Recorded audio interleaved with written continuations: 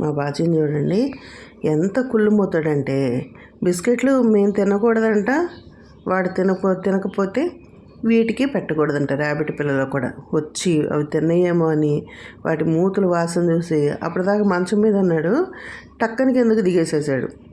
ఇక చూడండి ఇప్పుడు తీసుకుంది, ఇప్పుడు తింటాడు. మామూలుగా అయితే అసలు తినటానికి వాడికి ఇష్టం గుడ్ డే బిస్కెట్లు అంటే తింటాడు, కానీ ఒక్కొక్కసారి మాత్రం బాగా మారం చేస్తాడు. నాకు వద్దంటాడు మిగతా, కానీ అది ఎవరు తినకూడదు, వాడు ఎప్పటికైనా అట్లాగే ఉండాలన్నమాట. చూడండి ఇప్పుడు తింటున్నాడు. ఎంత కుళ్ళుమోతాడంటే ఫుడ్ దగ్గర మంచం మీద పెట్టుకొని దాచిపెట్టుకున్నాడు. కాసేపు ఒకసారి ఒక ముక్క తీసుకెళ్ళి మళ్ళీ కిందకు వచ్చి మళ్ళీ కింద ఉన్నాయని మళ్ళీ ఆ కుందేలు పిల్లలు ఎక్కడ తింటాయో అని చూడండి చక్కగా టకటక తినేస్తాడు. వీడిని తినిపించడానికి ఏదైనా మాకు ముప్ప తిప్పాలన్నమాట.